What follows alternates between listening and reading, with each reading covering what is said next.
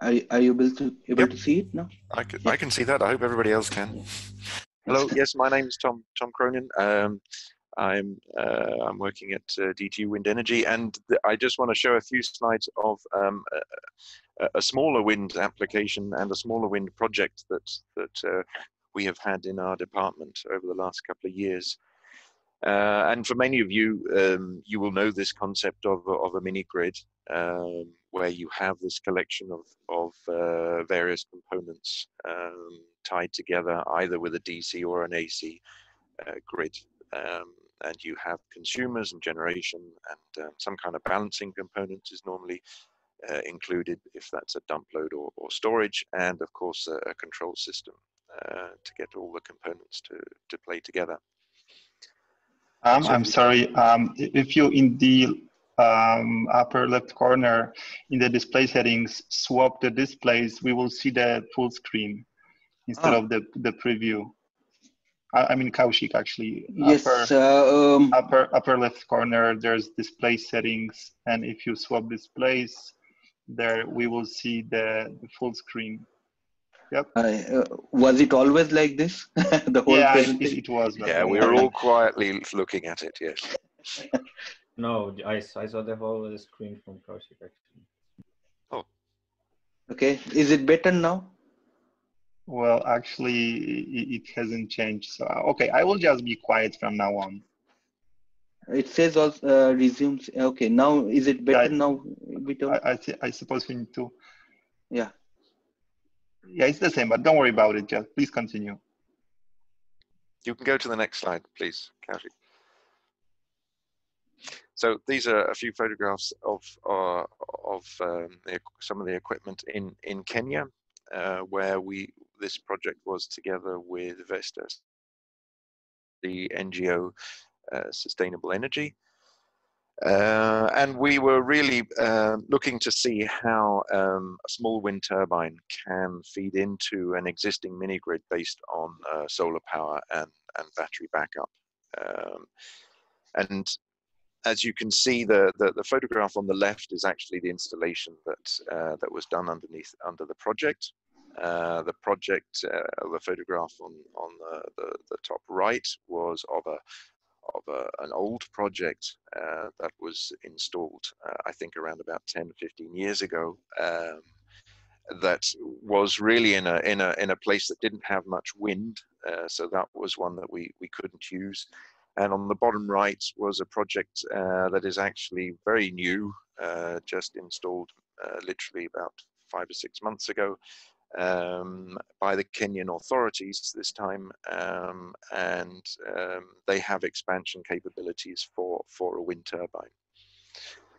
So if you go to the next slide, please. So really what we were looking at was to try and see, well, as Kaushik said, you know, if wind energy needs to compete with solar energy, then that's going to be a tough battle because solar energy has come down so low. But if we can look at it from a complementary point of view, and down on the x-axis, this represents the time shift between the production of solar and the production of wind. And if we get the time shift far enough apart, then we can actually find that we can add generation capacity to the mini grid by using wind at a time when solar is not producing, and we can do that without increasing the capacity of the battery storage. So we win both on adding capacity to the mini grid, and we win on saving on the batteries. Now, the precise figures that you can see there are just simulation results, but the dip that you can see in the blue line, that shows where the wind becomes cost competitive with solar, providing that you can get this generation profile separated during the 24 hours. And we found indeed in the case of the Data Island, and Data Island is an island in Lake Victoria in Kenya, we did indeed find there that the solar profile and the wind profile were separated, in that the maximum wind production came around about 6, 7, 8 in the evening, and of course by that time the sun had gone down, and one no longer had solar production. Unfortunately, the project has stopped before we could go any further. But as you can also imagine, one of the important things to be able to do with once you have this concept ready, is you need to be able to understand where in the world one can get this profile shift.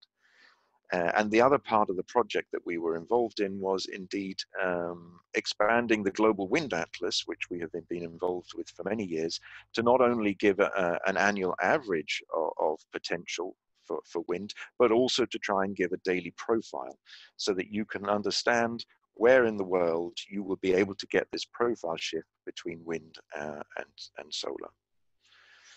So that's, I think, all I would like to say about that for the time being. We can discuss this later in the breakout session if there's interest.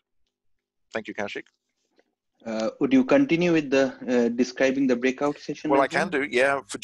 For the integration, we're interested in stakeholders' opinions and issues and concerns. We've listed 3 here, like Witold did. We've got what is the biggest challenge seen by you in order to integrate more distributed wind into the power system? So what is it that you see is a barrier as far as getting more distributed wind into the system? What sort of tools or knowledge or seminars from the IEA Task 41 or DTU Wind Energy would you think would best help your business or the work that you do? And Anka has described a bit of the sort of projects that we've done. And what specific grid services do you think that distributed wind can provide, and in which markets? So to give added value to distributed wind. And we can talk about these in the distributed wind integration breakout session. Thank you. Thank you, Tom. And that's all for the presentation, but we can take questions. And I'll stop sharing the screen.